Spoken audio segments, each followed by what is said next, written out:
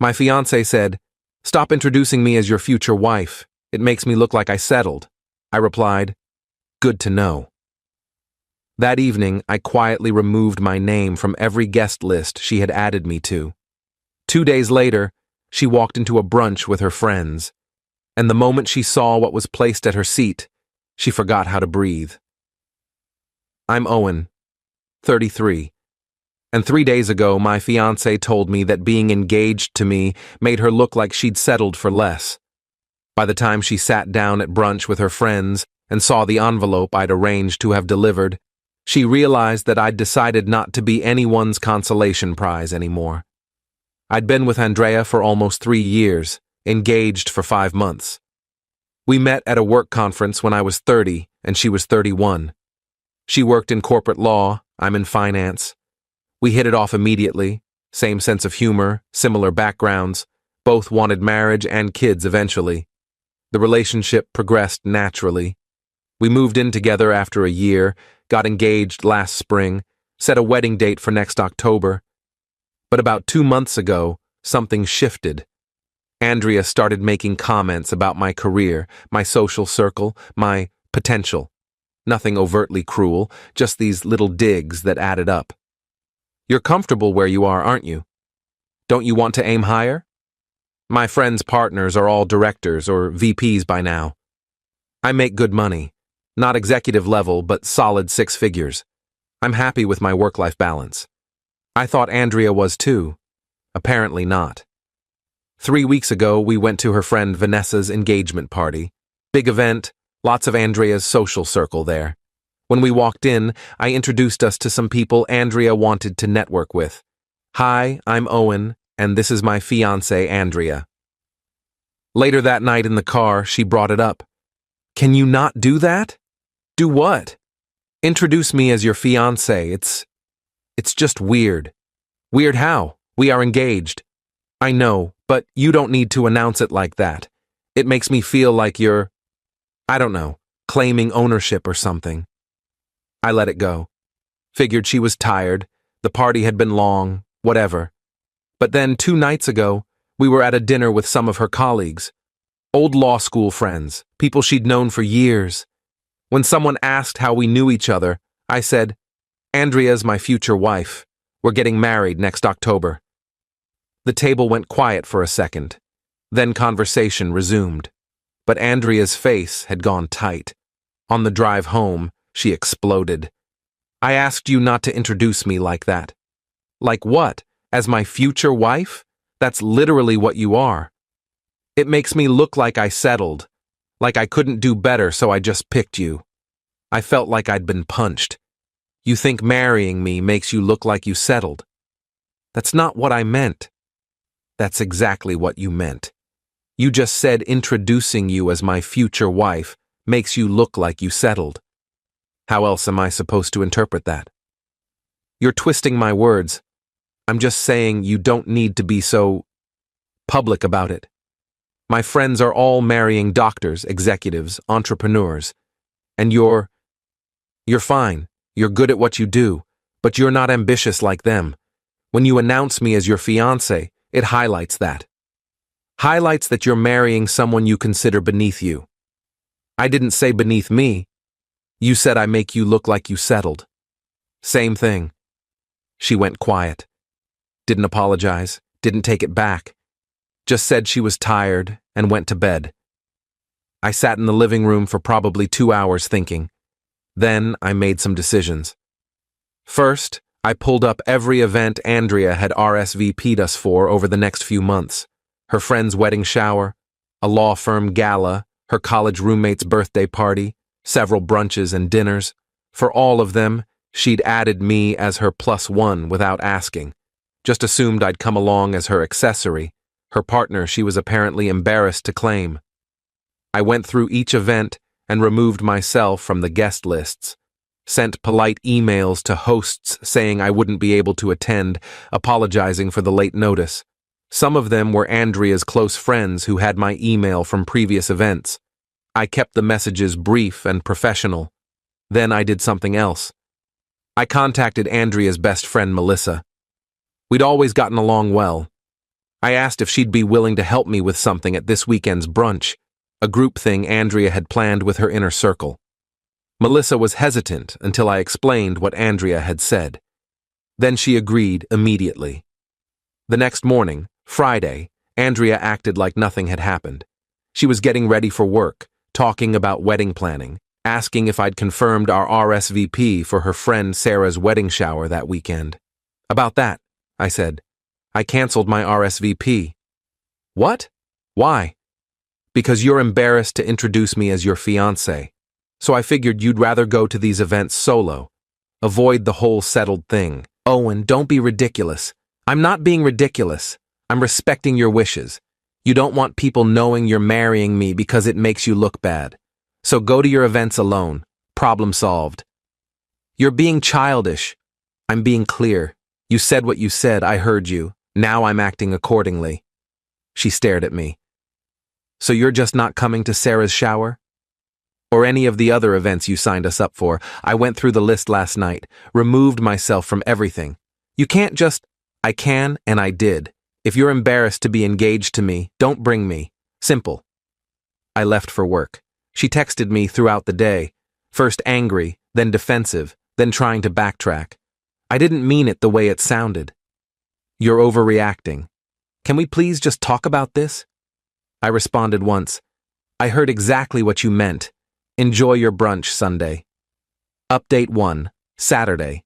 Andrea tried a different approach. She was apologetic, said she'd been stressed about work and hadn't meant to hurt me, said obviously she was proud to be marrying me, that I was misunderstanding her concerns. So you're not embarrassed to introduce me as your future husband? I asked. No, of course not. Then why did you say it makes you look like you settled? She couldn't answer that. Just kept saying I was taking it out of context, that she'd phrased it badly. The context was pretty clear, I said. You think I'm not impressive enough for your social circle. You think being engaged to me reflects poorly on you. That's not phrasing. That's how you actually feel. Owen, please. Are you going to the brunch tomorrow? Yes, but I want you to come. Please. Let's just show up together and move past this. I'm not going. You'll have to explain to your friends why I'm not there. What am I supposed to tell them? Tell them the truth. That you're embarrassed to be engaged to someone who makes you look like you settled. She didn't like that. We spent Saturday mostly in separate rooms. That evening, she asked one more time if I'd reconsider coming to the brunch. I said no. She went to bed frustrated. What Andrea didn't know was that I'd already coordinated with Melissa. The brunch was at a nice restaurant, one of those trendy, bottomless mimosa places Andrea's friend group loved. Melissa had arranged with the restaurant to have something delivered to Andrea's seat before everyone arrived, an envelope with Andrea's name on it. Inside the envelope was a letter I'd written, and a copy of our wedding venue cancellation confirmation. Sunday morning, Andrea got ready for brunch, asked me one last time if I was coming. I said no. She left around 10:30 a.m. I waited at the apartment. Around 11:15 a.m., my phone started ringing. Andrea. I didn't answer. She called 3 more times. Then Melissa texted me. She opened it. You should have seen her face. 15 minutes later, Andrea came home. She burst through the door, envelope in hand. What the hell is this? She demanded. It's exactly what it says. Cancellation confirmation for our wedding venue. You canceled our venue without talking to me? You told me marrying you makes you look like you settled.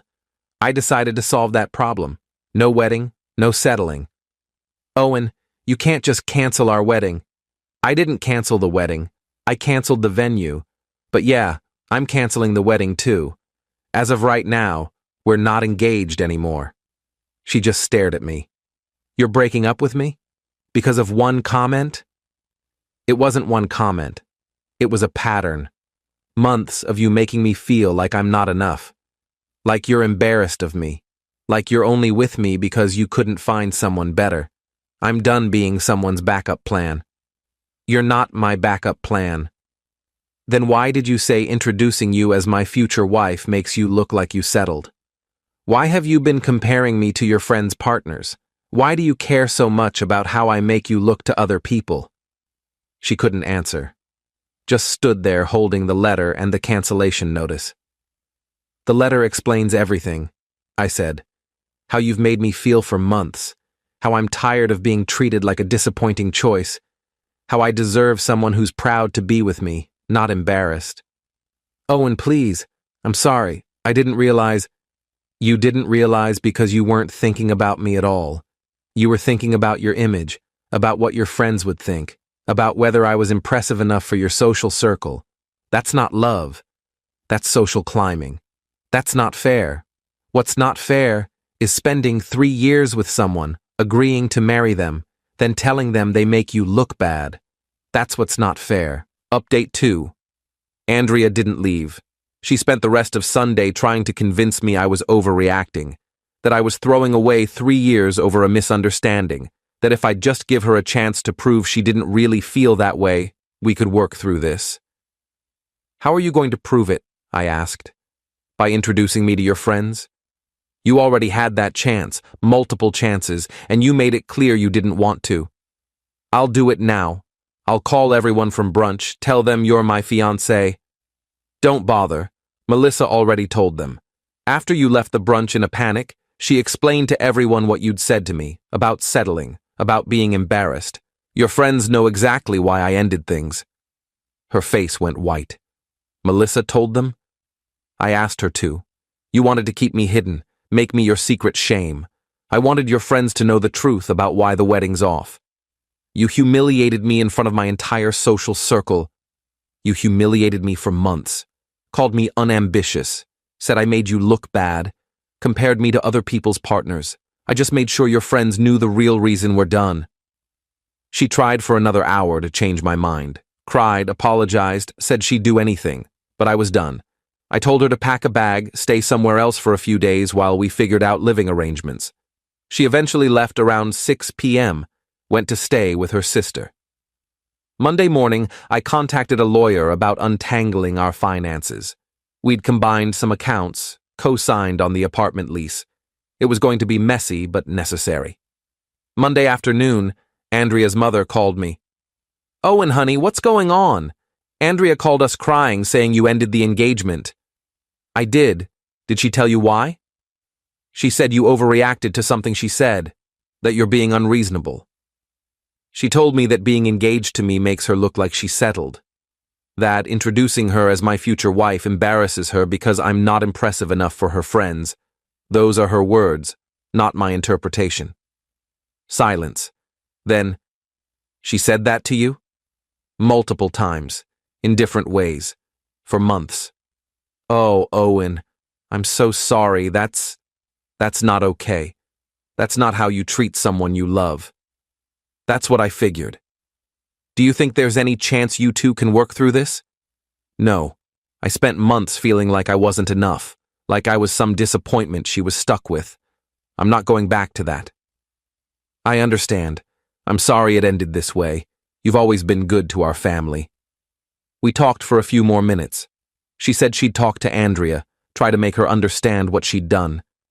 I appreciated it, but didn't expect it to change anything. Update 3. It's been 3 weeks since the brunch. Andrea and I are in the process of separating everything. She found a new apartment, moves in next month. I'm keeping our current place since the lease is primarily in my name, and I can afford it solo. She's tried multiple times to reconcile, sent long texts about how she's realized she was wrong, that she took me for granted, that she's been in therapy working on her issues with image and validation. I've responded politely but firmly. "It's over. There's no going back. Please respect my decision." Her friends have been divided. Some think I overreacted, that I should have given her another chance. Others, including Melissa, have sided with me.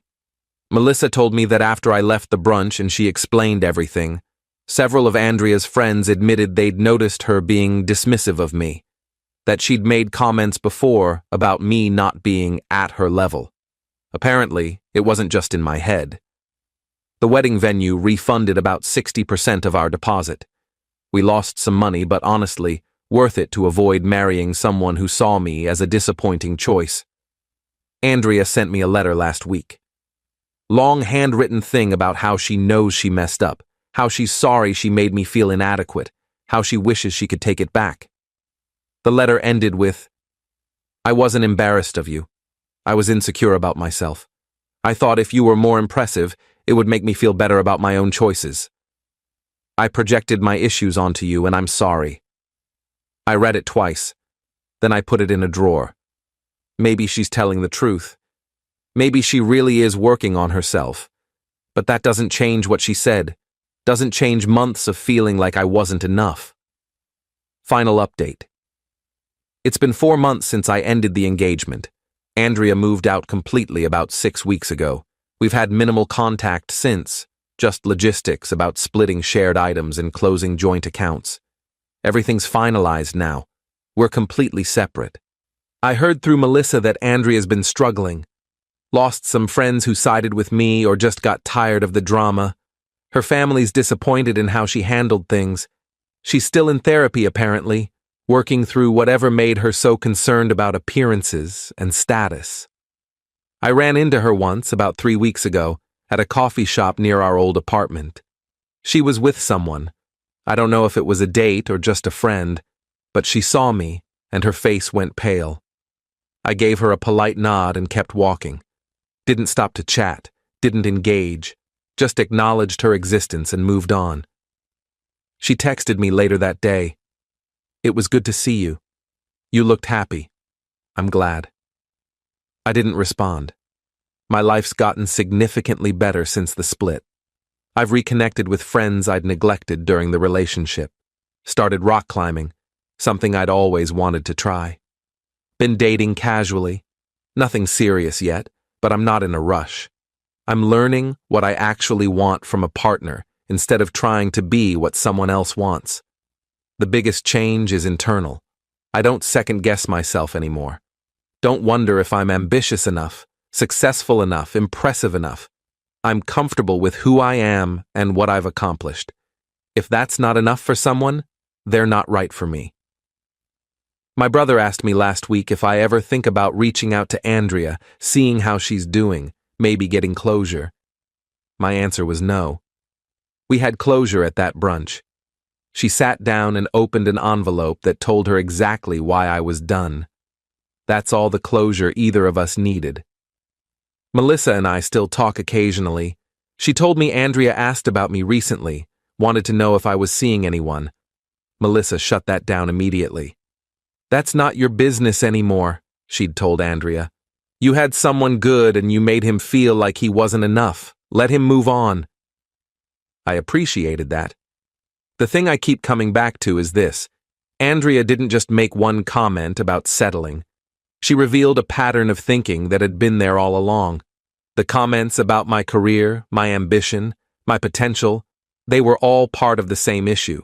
She'd built this image in her head of what her life should look like, and I didn't fit that image. Instead of recognizing that the image was the problem, she tried to change me or hide me.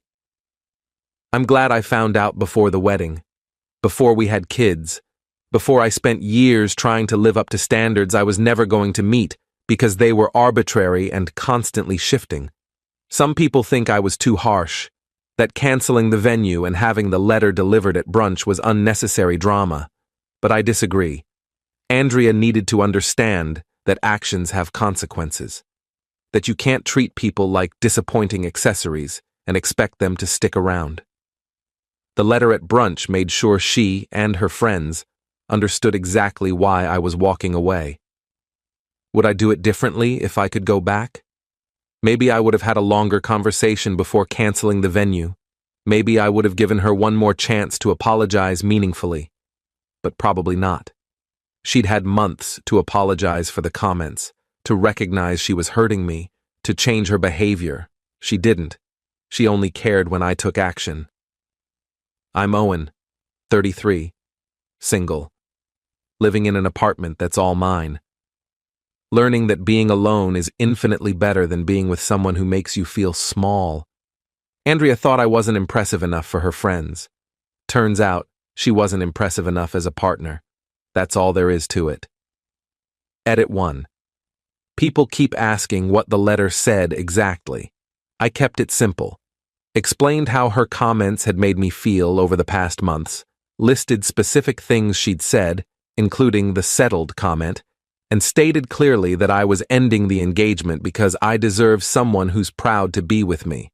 Attached the venue cancellation as proof I was serious. Edit 2. Yes, I did lose money canceling the venue and other wedding arrangements. Worth every penny. Would have lost a lot more divorcing someone who fundamentally didn't respect me. Edit 3. Andrea's friends from the brunch have reached out a few times, some apologizing for not noticing how she treated me, others asking if I'm really done or if there's a chance we'll reconcile. I've been clear with everyone. It's over. No reconciliation. No second chances. She showed me who she was, and I finally believed her.